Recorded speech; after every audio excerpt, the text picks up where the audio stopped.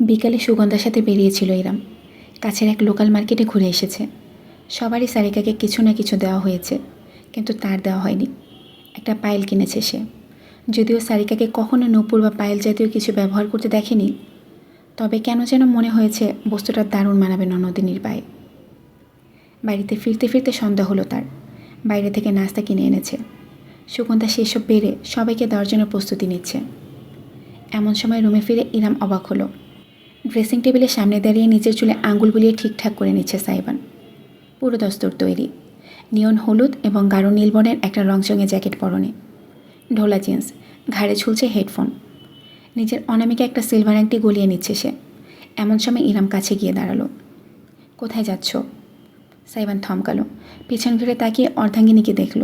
সাদা রঙের সালোয়ার কামিজ পরনে ইরামের, তাতে আয়না বসানো পুঁতির কারুকার্য। ঠোঁটে অতি ক্ষীণ একটা হাসির রেখা ফুটল সাইবানের। জবাব দিল, শো আছে। ইরাম অবাক হলো। শো? কিন্তু তোমার তো একটাই শো ছিল যতদূর জানতাম।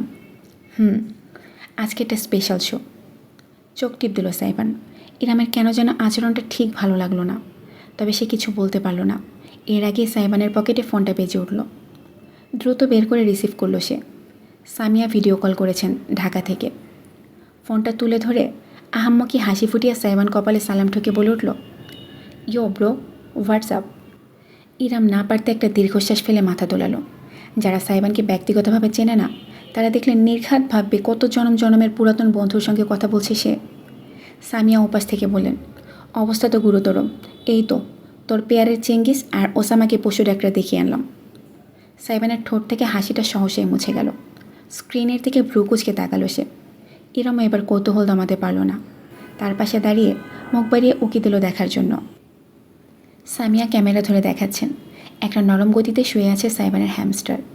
ধবধবে সাদা চেঙ্গিস খান এবং গোটা কালচে বাদামি বারাক ওসামাকে দেখা যাচ্ছে। ব্যান্ডেজের মতন কিছু জড়ানো শরীরে। জিভ দাঁতে ঠেকে বিরক্তির শব্দ তুলো সাইবান। আমি চোখের আড়াল করলে ওদের মুখোমুখি সংঘর্ষ শুরু হয়ে যায় না? দেখি কালপ্রিটটা কোথায়? ওকে ধরে দুটা উষ্টা দিতে পারোনি? সামিয়া হাসলেন। ক্যামেরা ঘোরাতেই অপর একটা কাচের বাক্সে বালুর উপরে ঘুরঘুর করতে দেখা যায় সাদা আর বাদামির মিশেলে করা কিম জং হিটলারকে। দিব্যি আনন্দে আছে সে। সামিয়া খুব সম্ভবত আঙ্গুর দিয়েছেন। একটা করে চুকচুক করে চিবিয়ে যাচ্ছে। সাইবান ধমকে উঠল, ইস, চেহারাটা দেখো, যেন ওনার মতন পবিত্র বান্দা দুনিয়ায় দুটো নেই। ওই হিটলারের বাচ্চা, ওই ওদের মেরেছিস কেন? ইরাম বিস্মিত না হয়ে পারল না। অবাক কণ্ঠেও শুধালো, ও বাকিদেরকে মারে? চোখ উল্টালো সাইবান। মানুষ হলে সঙ্গী দুজনকে ব্লেন্ডারে ভরে চোখ পুচে ব্লেন্ড করে ফেলতো। আপনার কি মনে হয় সাধেও কি হিটলারটা কি? মালটাই একটা ডিকটেটর। ইরাম হাসবে নাকি দুঃখ করবে বুঝতে পারল না। সাইবানের সাঙ্গপাঙ্গ তারই মতন, অবিশ্বাস্য। মাথা দুলিয়ে স্ক্রিনের দিকে তাকালো সাইবান। আঙ্গুল তুলে শাসালো, ওই শালাটাকে একদম চেঙ্গিস আর ওসামার আশেপাশে যেতে দিবে না মম। দরকার হয় সিন্ধুকে ভরে লক করে রাখো। 2 ঘন্টা খাবার না দিলে যখন দাঁতের জ্বালা উঠবে তখন এমনিতেই সোজা হয়ে যাবে। আমি এসে নেই, তারপর তোর পিঠের উপর আমি কফি বিন ভাঙবো। হিটলার বুঝেছে কি বোঝে নেই সেই জানে। ইরাম শুধু দেখল তার দাঁতের ধার বেড়ে গিয়েছে।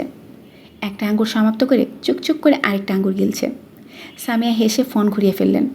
সাইবানের দৃষ্টি কেমন যেন নরম হয়ে এলো। চেঙ্গিস আর ওসামা ঠিক আছে তো? বেশি সমস্যা হয়েছে? মুচকি হেসে মাথা নাড়ালেন সামিয়া। না, ওই একটা কামড় খেয়েছে, আরেকজনের সঙ্গে আঁচড়াআঁচড়ি হয়েছে। ডাক্তার বলেছে তেমন গুরুতর নয়, 2 দিন বাদে ঠিক হয়ে যাবে। ওদের দেখে রেখো, আমি খুব তাড়াতাড়ি চলে আসব। চিল ব্রো, মম আছে কি করতে? হ্যাঁ, আমার বৌমা কোথায়? আর আমাদের সোনামোনা জাদু পাখিটা কোথায় ইজান সোনা? এইমাত্র হেগে ঘুমিয়েছে। চটাস করে সাইবানের মাথায় চাটি মারল ইরাম। এসব কোন ধরনের কথাবার্তা? খেয়ে ঘুমিয়েছে এটাও তো বলা যেত। আশ্চর্য, ফোনটা কেড়ে নিল সে নিজের হাতে। হ্যাঁ আম্মু, আসসালামু আলাইকুম। ওর যত সব বাজে কথা।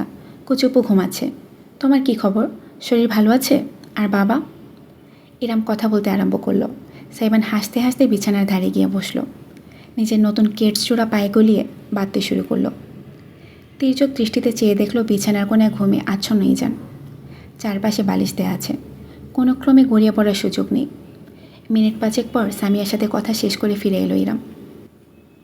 ফোনটা স্বামীর হাতে ফিরিয়ে দিয়ে তার হালকা চিন্তিত চেহারাটা দেখল। চিন্তা করো না, ওরা ঠিক হয়ে যাবে। সাইবান খানিকটা অবাক হলো, তাকে কিছুটা লজ্জিতও দেখালো। ফোন পকেটে ভরতে ভরতে সে জানালো, চিন্তা করছি না। মৃদু হাসল ইরাম। যদিও সে কখনো পশু পাখি পালনে আগ্রহী ছিল না, তবে যারা পেলে অভ্যস্ত তাদের দেখেছে। নিজেদের আপন মানুষের মতোই তারা পোষা প্রাণীদের ভালোবাসে। ইরাম কয়েক মুহূর্ত ভেবে হঠাৎ করে শুধিয়ে বসল। সত্যি করে একটা কথা বলবে আলাদিন? আমাদের বিয়ের দিন ইহানের গালে ব্যান্ডেজ ছিল। জিজ্ঞেস করার পর বলল, ইঁদুর কামড়েছে। ওটা কি কোনোভাবে তোমার সেনাবাহিনী ছিল না তো? তড়াক করে লাফিয়ে উঠল সাইবান। চেহারার ভাবখানা এমন যেন তাকে অপমান করা হয়েছে। কি? আপনার মনে হয় ওই পোংটাটাকে শিক্ষা দিতে আমি আমার আদরগুলোর ওপর অত্যাচার করব? ছি, এই ছিল আপনার মনে? নাটক কম করো। বিয়ের আগের দিন রাতে তুমি দলবল নিয়ে বাড়িতে ঢুকেছিলে। ওরা তোমার সাথেই ছিল। ছোটোবেলায় সিআইডিতে আমি দেখেছি। বুঝেছ? একটা ঢোক গেল সাইবান। জ্যাকেট টেনে টেনে ব্যস্ত হয়ে বলল, আমার দেরি হয়ে যাচ্ছে, প্র্যাকটিস করে শোতে যেতে হবে। তাড়াহুড়ো করে পালাতে সে বেরিয়ে যাচ্ছিল, কিন্তু ইরাম তার হাত চেপে ধরে ফেলল। ভ্রু তুলে শুধালো, এই 1 মিনিট, তুমি তো একটা শো করতেই বরিশালে এসেছিলে, আজকে আবার কিসের শো? সাইবান ঘুরে দাঁড়ালো। নিজের হাতের কবজিতে ইরামের জড়ানো আঙুলগুলো দেখল। ঠোঁটে তীর্যক হাসি ফুটল তার। রমণী তার লক্ষ্য করে নিজের হাত সরিয়ে নিতে গেলেও পারল না। সাইবান খপ করে সেটা ধরে উপরে তুলল। আঙুলের ডগায় নিজের ঠোঁট ছুঁয়ে দিল। শিউরে উঠল ইরাম। তার তর্জনী আঙুলটা দাঁতের পাটির মাঝে দিয়ে আলতো কামড় দিয়ে হাসল সাইবান। জেলাস মাই প্রেশিয়াস? ইরাম ভ্যাবাচেকা খেয়ে গেল। নিজের হাতটা জোরপূর্বক ছাড়িয়ে নিয়ে আঙুল ঘষতে ঘষতে রাঙা গাল নিয়ে সে বলল, হাজব্যান্ড কোথায় যাচ্ছে, কেন যাচ্ছে, কখন ফিরবে, এগুলোও কি জিজ্ঞেস করা যাবে না নাকি? কাছে এসে ইরামের কোমরে হাত রেখে তাকে সন্নিকটে টেনে নিল সাইবান। কানের লতিতে চুমু দিয়ে ফিস ফিস করে আবেশিত গলায় বলল, এভাবে হুটহাট হাজব্যান্ড ডাকবেন না। আমার হার্ট অতি দুর্বল, সামলাতে না পেরে অ্যাটাক করে বসতে পারি। ইরাম তপ্ত অনুভব করল। তার আঙ্গুল জোড়া সাইবানের জ্যাকেটের কাঁধের অংশে জড়িয়ে গেল। স্বামী তার নয়ন ভরে প্রতিটা প্রতিক্রিয়া খেয়াল করল। শেষমেশ মাথার এক পাশে ঠোঁট ছুঁয়ে আদর রেখে দিয়ে জানালো, জেলাস হওয়ার কিছু নেই। পরনারীকে সীমারেখা দেখিয়ে দেওয়ার 101টা উপায় আমার জানা আছে। তবুও যদি মনে খচখচ করে তবে নিজের একটা সিলমোহর মেরে দিন। মাথা কাত করে আঙ্গুল তুলে নিজের গলার দিকটা নির্দেশ করলো সাইবান। বাঁকা হেসে বলল, আপনার দাঁতের ধার পরীক্ষা করার উপযুক্ত স্থান। ওয়ানা ট্রাই ইট? ইরামের মনে হলো তার মাথার তালু ফট করে গরম হয়ে গিয়েছে। 2 কান থেকে বাষ্পের মতন ধোঁয়া বেরোচ্ছে। একটা জোরালো ধাক্কা দিয়ে সাইবানকে দূরে সরিয়ে দিল সে। তবে বান্দা সরে যাওয়ার আগে হাত বাড়িয়ে ইরামের কাঁধে জড়ানো সাদা শিফনের ওড়নাটা টেনে নিল। ভ্রু কুচকে ফেল অর্ধাঙ্গিনী তার। এটা কি হলো? প্রশ্ন শুনে হাসতে হাসতে তার ওড়নাটা নিজের গলায় মাফলারের মতো করে পেঁচিয়ে সাইবান ভ্রু নাচিয়ে জানালো, আপনার সিলমোহর। চোখ টিপ দিয়ে উল্টো ঘুরে গেল সে। শেষ বাজাতে বাজাতে হেলে দুলে রুমের বাইরে বেরিয়ে গেল। ইরাম নিজের জায়গায় দাঁড়িয়ে হতভম্ব হয়ে গেল যেন। পরক্ষণেই একটি লাজরাঙা হাসি ছড়িয়ে গেল তার ঠোঁটে। 2 হাতে মুখ ঢেকে নিজের বেহায়া অন্তরকে সামাল দিল সে। উই। ঘুমের মাঝে শব্দ করে নড়ে চড়ে উঠল ইজান। ইরাম দ্রুত ঘুরে দাঁড়ালো, বিছানায় চলে গেল। এই যে আম্মু, এখানে কুচুবু। ইজান ঘুম থেকে উঠে পড়ায় তাকে নিয়ে খেলতে খেলতে নিজের আর্টিকেলের কাজ সেরে ফেলল ইরাম। সব কিছু ঠিকঠাক আছে নিশ্চিত হয়ে জমা দিতে দিতে রাত 9টার মতন বেজে গিয়েছে প্রায়। এরই মধ্যে সুগন্ধা এসে হাজির। ইরাম আর সাইবানের রুমটায় ভালো ইন্টারনেট সার্ভিস আসে। বাড়ির অন্য জায়গায় কিছুটা দুর্বল, তাই সুগন্ধা নিজের ড্রামা দেখার সময় এখানে আসে। আজও এলো। ইজানকে কোলে বসিয়ে সে একটা কোরিয়ান ড্রামা দেখা শুরু করলো। সেই ধরনের মারামারি চলছে, থ্রিলার বোধ হয়। সুগন্ধা এসবও দেখে ইরামের জানা ছিল না। তার ছেলেও দিব্যি মশগুল হয়ে গেল। বুঝুক বা না বুঝুক, সুগন্ধার সাথে সঙ্গত করে ড্যাব ড্যাব করে স্ক্রিনের দিকে তাকিয়ে আছে সে। ইরাম ছেলেকে খুব কমই স্ক্রিন টাইম দেয়।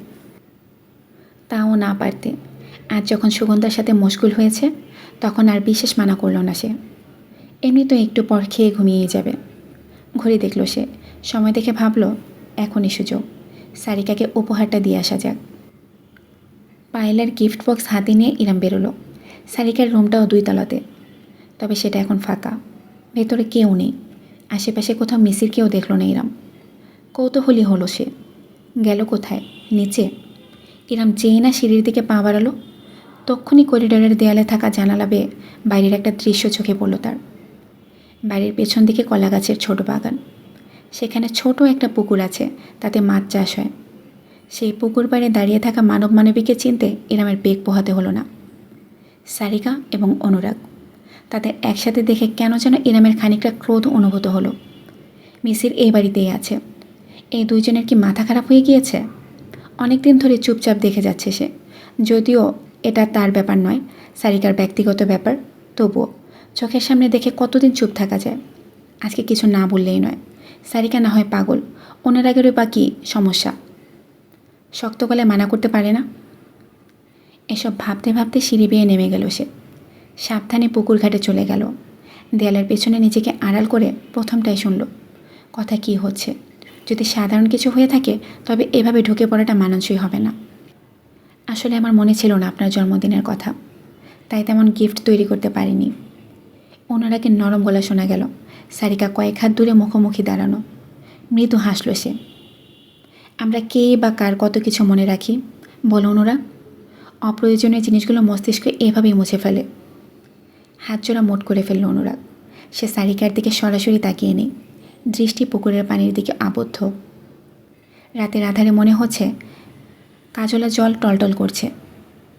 আপনার এভাবে এখানে আসা উচিত হয়নি। সারিকা তার কথা শুনে মাথা দুলিয়ে বলল, তুমি বা কেন চলে যাচ্ছ না? পথ তো খোলাই আছে। অনুরাগ নিজের পকেটে হাত ভরল। ভেতর থেকে যেটা বের করলো সেটা অপ্রত্যাশিত। এরম চোখ শুরু করে অদূর থেকে দেখল একটা নোটপ্যাড। অনুরাগ সেটার একটা পৃষ্ঠা ছিঁড়ে সারিকার দিকে বাড়িয়ে ধরল। রমণী প্রথমটা অবাক হয়ে গেল। সে মূলত বাড়ির বারান্দার দাঁড়িয়ে পুকুর পাড়ে বসে এই নোটপ্যাডে জেল পেন দিয়ে অনুরাগকে কিছু আঁকিবুকি করতে দেখেছিল, তাই কৌতূহলী হয়ে এসেছে। পৃষ্ঠাটা দেখে সারিকা স্তব্ধ হয়ে গেল। সাদা কাগজে কালো কলম দিয়ে ফুটিয়ে তোলা হয়েছে একটি মেয়েলি অবয়ব। ফুলের দোলনায় দুলছে মেয়েটি। পরনের শাড়ির আঁচল বাতাসে উড়ছে। কানের উপরে চুলের খোপায় গোজা একটি ময়ূরের পালক, রাধার অবয়ব। কিন্তু চেহারার গাঁথনিতে ভাসছে সারিকা স্বয়ং। চোখ তুলে সামনে তাকালো রমণী। টের পেল তার দৃষ্টি ঝাপসা হয়ে গিয়েছে। অনুরাগ নোটপ্যাডটা আবার নিজের পকেটে ঢুকিয়ে রেখে ফিসফিস করে বলল, হ্যাপি বার্থডে। এটুকুই। অনুরাগ উল্টো ঘুরে যেতে নিল। সে আর থাকতে চায় না এখানে। বুকের ভেতর অসহ্য যন্ত্রণা হচ্ছে। কিন্তু পেছন থেকে সারিকা খপ করে তার হাতটা ধরে ফেলল। ছবিটা নিজের বুকে চেপে টলটলে অশ্রুমাখা নয়নে আবেদন নিয়ে সে বললে উঠল, যদি এভাবে চলে যাওয়ারই ছিল তবে কেন এসেছিলে আমার জীবনে? অনুরাগের হাত শক্ত হয়ে গেল। আস্তে করে নিজেকে ছাড়িয়ে নিতে চাইল সে, তবে সারিকা ছাড়ল না। আরও জোরালোভাবে চেপে ধরল তার কবজি। আমি তোমায় ভুলতে পারছি না অনুরাগ। বুকটা বুঝে চুরমার হয়ে গেল অনুরাগের। চোখ জোড়া বুঝে ফেলল সহসাই। না, তার নয়নে জমা অশ্রুজলে কিছুতেই এই রমণীকে দেখতে দেওয়া যাবে না। নিজেকে সামলে দীর্ঘ প্রশ্বাস টেনে শেষমেশ সে ঘুরে দাঁড়ালো। সারিকার হাতটা এবার জোরপূর্বক ছাড়িয়ে নিল। দূরে সরে গেল কয়েক পা। এভাবে বলবেন না, আমাদের কোনো কালে মিলন হওয়া সম্ভব ছিল না, আর হবেও না। অসম্ভবের কথা ভেবে নিজের বর্তমানকে নষ্ট করবেন না। তুমি এমনভাবে বলছো যেন তুমি নিজে খুব সুখে আছো, জীবনে এগিয়ে গিয়েছো, অথচ আজও তুমি তোমার চিত্রে আমাকে বাঁধো। কাগজের পৃষ্ঠায় ফুটিয়ে তোলা ছবিটা সর্বোচ্চ অর্জনের মতন করে আগলে রেখে বলল সারিকা। অনুরাগের কণ্ঠ কাঁপল। ওটা সামান্য একটা চিত্র, এর বেশি কিছুই না। সামান্য? মর্মাহত মনে হলো সারিকাকে। অনুরাগ অবশেষে তার চোখের দিকে সরাসরি তাকালো। গভীর গলায় জানালো, হ্যাঁ সামান্য। আপনি চাইলে আমি আরও 5টা থেকে 10টা এঁকে দিতে পারি। আমার হাত কাঁপবে না। নিজেকে অদৃষ্টের বাঁধন থেকে মুক্ত করুন সারিকা। আপনার জীবন পড়ে আছে আপনাকে আমন্ত্রণ জানানোর জন্য, তাকে আগলে নিন, অতীতকে নয়। আর দাঁড়ালো না অনুরাগ। সে জানে নিজেকে যতটুকু শক্ত রেখেছে আরও কিছুক্ষণ দাঁড়িয়ে থাকলে সেই শক্তিটুকু আর থাকবে না। তাই সে ঘুরে হনহন করে হেঁটে চলে গেল। একবারও পিছনে ফিরে দেখল না। যদি দেখত তবে দেয়ালের পাশে লুকিয়ে থাকা ইরামকে ঠিকই চোখে পড়ত। অথচ আজ তার মনটা বড্ড বিষাদপূর্ণ। অনুরাগ চলে যেতেই সারিকা হাঁটু ভেঙে সেখানে বসে পড়ল। হাতের পৃষ্ঠায় আঁকা চিত্রটার উপর টপ টপ করে অশ্রুফোঁটা গড়িয়ে পড়ল তার। নিষ্ঠুর, পাষাণ। সেটা বুকে চেপে আপন মনে নিঃশব্দে ফোপাতে লাগলো সারিকা। ইরাম দ্বিধান্বিত হলো। বুঝতে পারল না হস্তক্ষেপ করা উচিত নাকি চলে যাওয়া উচিত। সে সিদ্ধান্ত নেওয়ার আগেই তৃতীয় এক ব্যক্তির উপস্থিতি সেখানে টের পাওয়া গেল। মৃদু পদশব্দ। ইরাম অবাক হয়ে গেল। আর কেউ ছিল নাকি আশেপাশে? সে তো আসার সময় খেয়াল করেনি। তার বুকটা চেপে এলো যখন সে দেখল বাড়ির পেছন দিক দিয়ে ধীরে ধীরে হেঁটে সারিকার সামনে গিয়ে দাঁড়ালো মিসির। পদশব্দ শুনে সারিকা মুখ তুলে তাকালো। সামনে দণ্ডায়মান মানুষটাকে দেখে সে জমে গেল নিজের জায়গায়। কয়েক মুহূর্ত মনে হলো তার বিবেক বুদ্ধি লোপ পেয়ে গিয়েছে।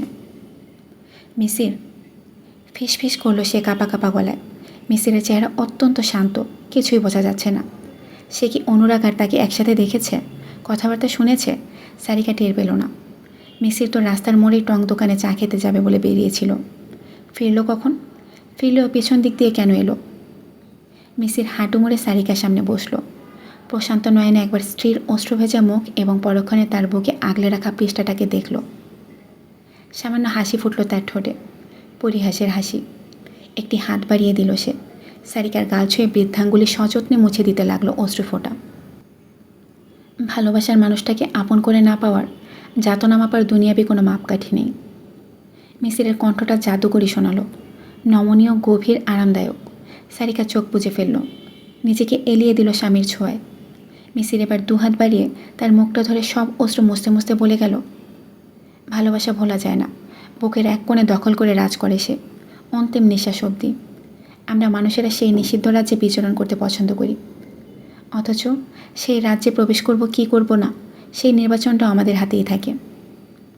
চোখ খুলে গেল সারিকার। প্রসারিত দৃষ্টিতে দেখে গেল সে মিসিরকে। লোকটা রাগ করছে না, ক্ষোভ দেখিয়েও কথা বলছে না, অথচ তার উচ্চারিত প্রত্যেকটা বাক্যে বিষণ্ণ বাস্তবতা মেশানো।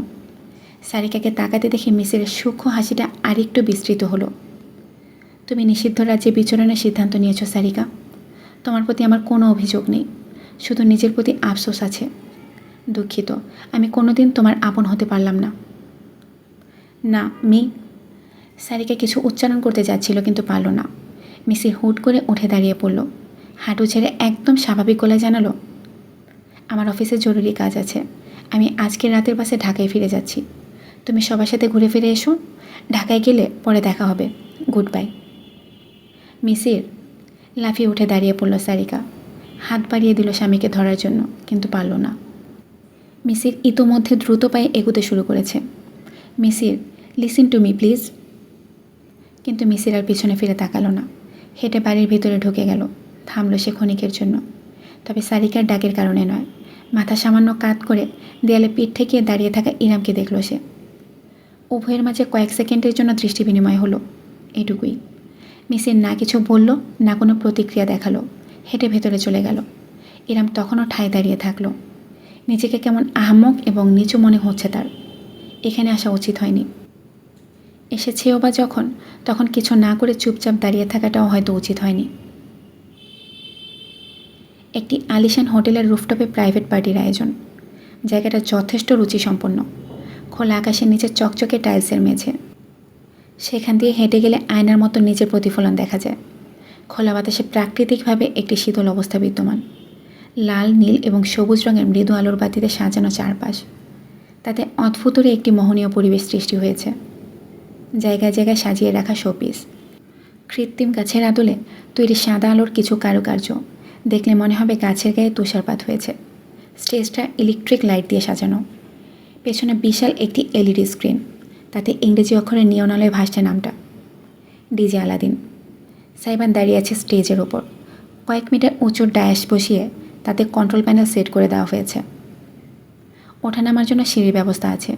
এখানের বেশিরভাগ মানুষ অফিসের উচ্চপদস্থ কর্মকর্তা কর্মচারী বলে মনে হচ্ছে। মখমলি সোফায় বসে নিজেদের সাথে গল্প করছে। অনেকে আবার জুসের গ্লাস হাতে ইতিউতি হাঁটাহাঁটি করছে। সাইবান কন্ট্রোল বোর্ড ঠিকঠাক করছে। একটি মৃদুসুর বাজিয়েছে সে, অর্কেস্ট্রার আদলে। অভিজাত ভাব স্পষ্ট। এখনও পার্টি পুরোদমে শুরু হয়নি। তার অপেক্ষায় আছে অতিথিগণ। নিজের হেডফোন কানে লাগিয়ে যখন সাউন্ড ঠিকঠাক আছে কিনা সাইবান দেখে নিচ্ছে, তখনই দুজন স্যুট পরিহিত লোক স্টেজের কাছে এসে দাঁড়ালো। এর মধ্যে একটুখানি মোটা এবং খাটো টাক মাথার একটা লোক ভারী গলায় বলল, মিস্টার আলাদিন। সাইবান মাথা ঘুরিয়ে তাকালো। হেডফোন খুলে স্টেজ থেকে নেমে এলো। তার দিকে হাত বাড়িয়ে দিল লোকটা, করমর্দনের উদ্দেশ্যে। সাইবান হ্যান্ডশেক করতে বিরাট হাসি ফুটল লোকটার চেহারা। আসলে আপনাকে দেখে কী যে ভালো লাগছে, এতদিন শুধু শুনেছি, আজ সামনাসামনি দেখার সৌভাগ্য হলো। ধন্যবাদ আমাদের অফারটা গ্রহণ করে এত আর্জেন্টলি শো করতে আসার জন্য। Welcome mister Chowdhury. ম্যানেজার ছেলেটার কাছ থেকে মোটামুটি ডিটেলস নিয়েছে সাইবান। হাত সরিয়ে নিয়ে অপর লোকটার উদ্দেশ্যে সম্মানের দৃষ্টিতে চেয়ে আবার মিস্টার চৌধুরীর দিকে ফিরল সে। তো দেরি কিসের? আমরা শো শুরু করতে পারি? ওহ দুঃখিত, আসলে এই পার্টিটা যার উদ্দেশ্যে দেওয়া তিনি এখন এসে পৌঁছাননি। সাইবান ভ্রু উঁচু করল। তার প্রশ্নের প্রয়োজন হলো না। মিস্টার চৌধুরী নিজে থেকে বলতে লাগলেন, আসলে আমাদের কোম্পানির সাম্প্রতিক বিরাট সাফল্যের জন্য আমরা সব এমপ্লয়িরা মিলে আমাদের বসের জন্য এই সারপ্রাইজ পার্টিটা প্ল্যান করেছি। আইসি, আমি নিশ্চিত আপনাদের বস খুব খুশি হবেন। মৃদু হাসল সাইবান। মিস্টার চৌধুরী বোধ হয় আরও কিছু বলতে চাচ্ছিলেন, কিন্তু পারল না। হালকা গুঞ্জন সৃষ্টি হলো প্রবেশপথে। বস এসে পড়েছেন বোধ হয়, আমি রিসিভ করে আসি। মিস্টার চৌধুরী এবং তার সাথে লোকটা তাড়াহুড়ো করে চলে গেল। সাইবান বুকে দুবাহু বেঁধে তীক্ষ্ণ দৃষ্টিতে দেখে গেল চারপাশের তোড়জোড়। এমন মুহূর্তে দুজন রমণী তার কাছে এলো। মিস্টার ডিজে, একটা সেলফি নিতে পারি আমরা? পার্টি শাড়ি পরিহিত এক যুবতী অতি উত্তেজনা নিয়ে বলল। সাইবান মাথা দুলিয়ে বলল, শিওর। দুজন সাইবানের দুই পাশে দাঁড়ালো। একজন রমণী বেশ সাবলীল এবং শান্ত থাকলেও যুবতী মেয়েটা সাইবানের গা ঘেঁষে এলো একেবারে। কাঁধে কাঁধ মিশিয়ে আইফোন উঁচিয়ে ধরল। সাইবান তৎক্ষণাৎ ক্যামেরার সামনে নিজের হাতটা তুলে ধরল। Excuse me. হাত বাড়িয়ে মেয়েটার হাত থেকে ফোনটা নিজের হাতে নিল সাইবান। তাতে তার অনামিকায় জল করতে থাকা সিলভারি আংটিটা স্পষ্ট দেখা গেল। আমি ক্লোজভাবে ছবি তুলতে স্বাচ্ছন্দ্য বোধ করি না। If you don't mind ladies. রমণীদের থেকে খানিকটা দূরত্ব রেখে সামনে দাঁড়ালো সাইবান। নিজের হাতেই সেলফি তুলে দিল, অতঃপর ফোনটা ফিরিয়ে দিল যুবতীকে। সেলফিতে তখন স্পষ্টত দেখা যাচ্ছে সাইবানের গলায় মাফলারের মতন পেঁচানো মেয়েদের ওড়না, তার আঙুলে আংটি। দুজন মেয়ে একে অপরের সঙ্গে নীরব দৃষ্টি বিনিময় করল। থ্যাংক ইউ হেসে বলে দুজনে চলে গেল। তারা যাওয়ার সময় সাইবান খেয়াল করল অন্য মেয়েটি সেই গা ঘেঁষা যুবতী মেয়েটাকে কী যেন বোঝাচ্ছে। খুব সম্ভবত কিছু নিয়ে শাসন করছে। সাইবান আর বেশি দেখল না। চোখ সরিয়ে নিয়ে প্রবেশপথের দিকে তাকালো। সেখানে ছোটোখাটো একটা ভিড় জমে গিয়েছে। প্রথমটাই কিছু দেখতে পেল না সাইবান। ভিড় কিছুটা পাতলা হয়ে আসতেই ধীরে ধীরে উন্মোচিত হলো কাঙ্ক্ষিত দৃশ্যটি। সাইবান অজান্তেই পকেটে দুহাত ঢুকিয়ে ধারালো দৃষ্টিতে তাকালো সেদিকে। দীর্ঘকায় এক বলিষ্ঠ পুরুষ, ভিড়ের মাঝে সবার আগে চোখে পড়ার মতন চেহারা, তীক্ষ্ণতা চেহারার গাঁথুনিতে, টানা শকুনের মতন চোখ, চিবুকে অতি সূক্ষ্ম দাড়ির রেখা, চুলগুলো হালকা কোঁকড়ানো বাবরি ধরনের, একগুচ্ছ নুয়ে আছে কপালের এক পাশে। ভারী শরীরে জড়ানো কালো স্যুট, এর উপরে আবার পা অবধি কালো ওভারকোট। হাতের কবজিতে রূপোলে বর্ণের একটি ঘড়ি চকচক করছে। ওটা সত্যিকারের রূপার তৈরি হলেও হতে পারে। চোখে একটা রিমলেস চশমা, মুখাবয়ব অতি শান্ত। লোকটা আসলে সুদর্শন এবং স্টাইলিশ, এটুকুতে কোনো সন্দেহ নেই। নিজের কর্মচারীদের সঙ্গে কুশল বিনিময় করেছে সে হেসে হেসে। অতঃপর হুট করে তার চোখ জোড়া ঘুরে পড়ল অদূরে দাঁড়ানো সাইবানের উপর। এক চুল নড়ল না সাইবান, নিজের দৃষ্টিও সরিয়ে নিল না। ঠিক যেভাবে এতক্ষণ তাকিয়ে পর্যবেক্ষণ করেছে, এখনও সেভাবেই তাকিয়ে রইল।